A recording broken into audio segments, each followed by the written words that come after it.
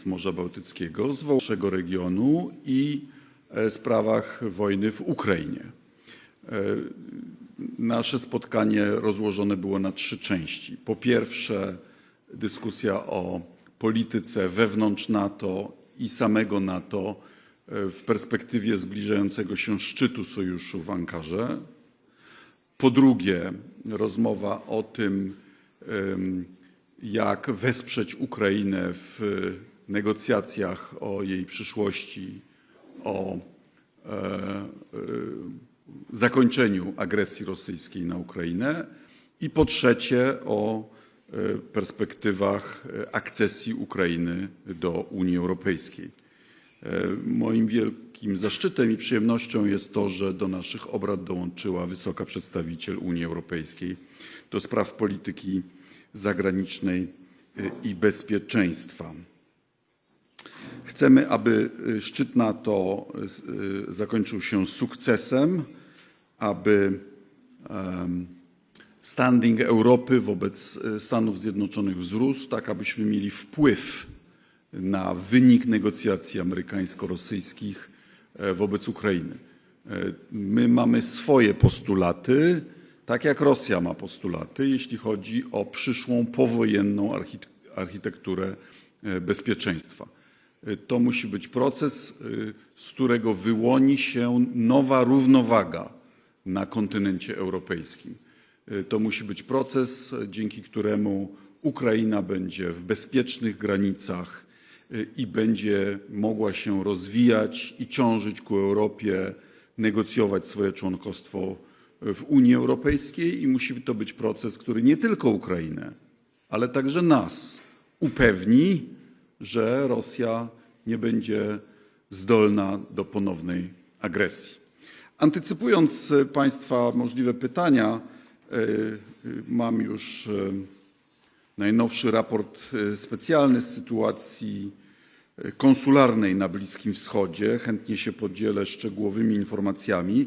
Jak Państwo wiecie, prezes Rady Ministrów już wystąpił do prezydenta o zgodę na uruchomienie samolotu ewakuacji, lotu medycznego z Omanu. Służba konsularna wyłoniła 57 osób ze Zjednoczonych Emiratów Arabskich, które mogłyby być już jutro przywiezione do kraju. Chcę Państwa uwagę zwrócić na to, że wczoraj mieliśmy tylko 3 loty do Polski z Emiratów Arabskich. Dziś zaaranżowane przez biura podróży, bo one mają prawny obowiązek, to jest 10 lotów dla osób wyjeżdżających z Emiratów i lecących do Polski z 2 lotnisk w Omanie. I same władze Emiratów Arabskich organizują duże przedsięwzięcie. Mamy nadzieję, że jak największa ilość z tych lotów, które ma wystartować z Emiratów, będzie także do naszego kraju, zresztą nie tylko Warszawy. Chcę też powiedzieć, że nasza służba konsularna w Egipcie odebrała 736 osób. Część ewakuacji z Jordanii odbyła się drogą morską. W sumie 800 Polaków, z tego 300 osób w ciągu ostatniej doby i w Jordanii nie mamy już zgłoszeń. Ewakuacja z Izraela też praktycznie się zakończyła. To było też około 500 osób. Zostało tylko około 30. I proszę też zwrócić uwagę na to, że ruszyły loty zarówno komercyjne, jak i ewakuacyjne z różnych krajów. Nasze służby i w centrali rozwinięte zostały stanowiska konsularne i proszę też pamiętać, że w konsulatach działały przez niemal całą dobę. To był olbrzymi wysiłek służby konsularnej MSZ. Dziękuję bardzo. Dziękuję bardzo. Madam Minister. Yes, thank you. Thank you, Radek, for hosting us here in Poland. Really good discussions we had, very open and of course really shaped by the developments this week. The war in the Middle East is rapidly widening. Tehran's strategy is to sow chaos and set the region on fire. By indiscriminately attacking its neighbors, the regime is making a strong case for its own demise. Of course, the dream scenario would be a democratic Iran that poses no threat to its neighbors, but of course this outcome is far from certain right now. No one can predict which direction this war will take. For Europe, it's a dangerous moment. The safety of hundreds of and thousands of our citizens in the region is at stake. EU is coordinating consular assistance and funding repatriation flights for people stranded in the region, and our naval missions help protect international shipping. Tomorrow we have a meeting together with the EU foreign ministers and the ministers from the Gulf Cooperation Council together to discuss the way forward. As the world focuses on the war in the Middle East, we cannot let Ukraine slip off the agenda. Moscow may have lost another ally in Tehran, but the same drones that are hitting Dubai are also hitting Kiev. There are no signs that Russia's war is slowing. Moscow's maximalist demands remain unchanged. Europe has a clear and legitimate interest in how this war should end. If we do not articulate ourselves, no one will do it for us.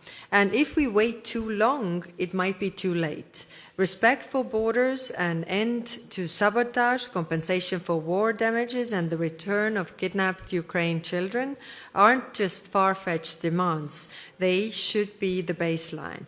Russia's maximalist demands cannot be met with minimalist response. At the same time, we must continue to support Ukraine. We agreed to provide Ukraine with a 90 billion euro loan, and this we also must deliver. A broken pipeline should not hold Ukraine's defense hostage. Likewise, the next sanctions package must follow as soon as possible. A full maritime services ban on Russia's oil exports would go a long way to decimate Moscow's war funds. And it's extremely important at this moment when the oil prices are rising. Work also continues on the EU's contribution to security guarantees, including through our missions, support to Ukraine's defense industry, and with ceasefire monitoring. Ministers made clear that Ukraine's accession is a geostrategic goal and the strongest security guarantee that the EU can offer. And finally, we also discussed the upcoming NATO summit. If the last months are of any indicator, the time until the summit will remain unpredictable.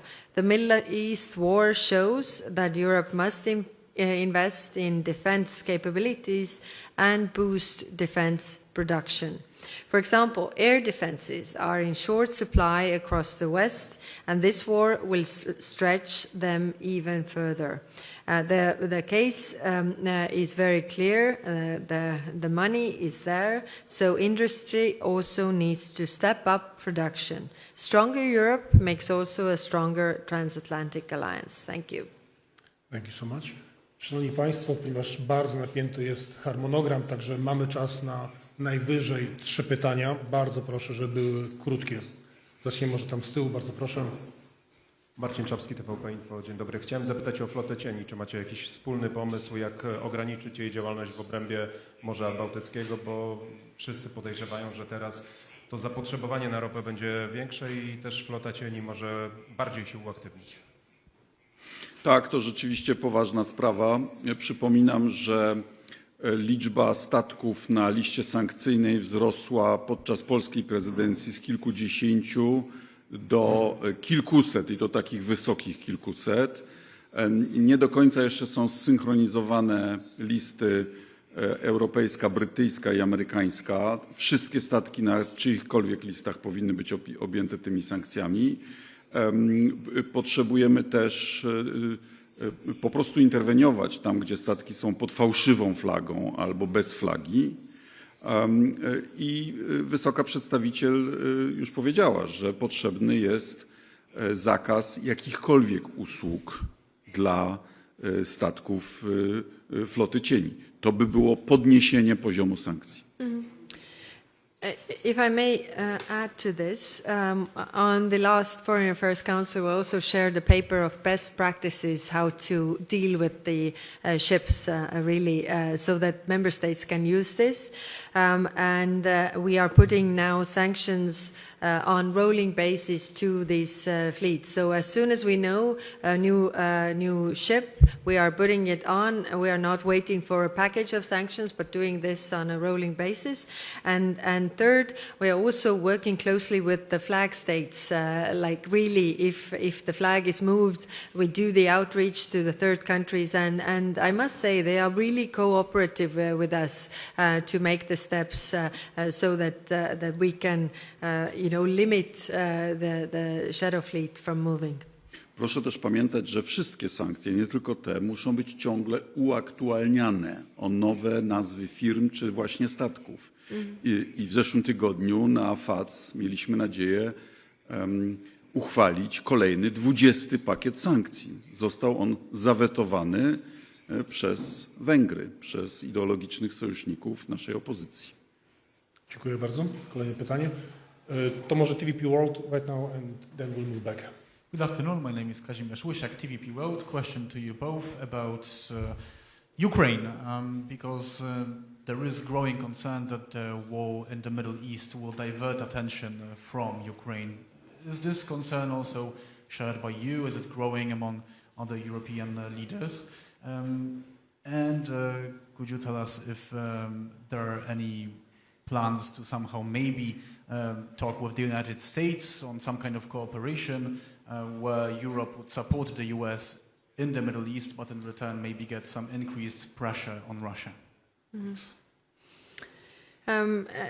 Thank you. Yes, the worry is there that it's diverting attention away, and that's why today also we had this meeting that we can't let it slip off the table, because this is the real and very close threat to Europe. Of course, also what is worrying is that all these capabilities that are needed in the Middle East are also needed in Ukraine. So all the production we need to speed up because there is more need, and we really need to deal with this. And also the attention away from the negotiations to actually achieve peace. What is maybe a positive side is that Russia has lost another ally in this war. So I think this is positive, but we need to also move with the maritime services ban, because the oil price raise in oil prices is also helping Russia to fund the war. There is a thread that links the two wars. And the thread is the Shahed drone. Thousands of these machines of destruction have hit countries that did not attack Iran. 57,000 have already been launched at Ukraine. So I hope it makes US decision-making realize that Russia and Iran are in it together, and that both Israel and Ukraine need security for development. Mamy czas na ostatnie dwa pytania, bardzo proszę. Marek Strzelecki, Reuters, good afternoon. Question to Madam Vice President. Following up on the discussion about Middle East, today there was an Iranian missile heading towards Turkey that was shot by NATO air defenses. How worrying is that, and what are the implications of that in your view? Thank you. Thank you. The worry that this war is widening is very much widespread. I mean, also the attacks of Iran against the neighboring countries in Middle East. We will discuss this tomorrow with the Gulf countries. What can we do in this regard? But also the missiles coming to outside the Middle East are worry. So. Of course, Turkey is able to take down these missiles. We have seen also the drones coming to our directions before, not in this war. So clearly we are, looking at these countries, what they are asking. So the countries in NATO have Article 4, Article 5. The countries in European Union have 42.7, but the request needs to come from there, and it has not been the case. Iran is broadening the war to countries that did not attack it, to a NATO country and to an EU country. There is a well-known saying, it's worse than a crime, it's a mistake. Dziękuję bardzo. Bardzo proszę. I to będzie już pewnie ostatnie pytanie. Slava TV, Ukrainian service in Poland. I have a question for Kaja Kallas. Friedrich Merz recently said that the European Union should be part of the negotiation on Ukraine. Will the European Union have its own representative in these talks, and when could that happen? Thank you. Thank you. Yes, this is why I also have proposed to discuss and put forward, ideas. What are our requests for Russia? Because it's clear that in these negotiations there are a lot of concessions made on the Ukrainian side, but none on the Russian side. And it's also clear that there are also asks for Europe. Now, what is important is that we are not giving, upfront approval to the negotiations that are going on when there are requests for Europe. And that is to be very certain, very clear on this, that we are not giving our consent upfront without negotiation. So that's why we need to be at the table. But we also have asks for Russia if we are at that table. And that's why we also discuss this today. There are issues that are mirroring. There are requests that are already on the table for Ukraine. They should be also on the Russian side. And there are also issues that concern European security architecture, where, we clearly also have requests for Russia in order to have a sustainable and long-term peace. We are saying this very often, that, the peace has to be sustainable and long-term, but we are not really putting the finger on it. What does it mean? It means that Russia is not attacking neighboring countries, and how we can live with such neighbor in the future, and that's why it's important that Russia also takes concessions. Thank you. Poland supports the High Representative on this, and judging from the discussion today, as the chair of the Council of Baltic Sea States, I can say that there was virtually unanimity on this, that this negotiation shouldn't be a process of satisfying Russia for it to stop. It has to be a process of creating a new balance of power and a new system of guarantees and concessions and confidence-building measures on both sides, so that we have a peace, not a ceasefire. Madam President, Panie Premierze, thank you so much. Thank you. Dziękuję bardzo Państwu.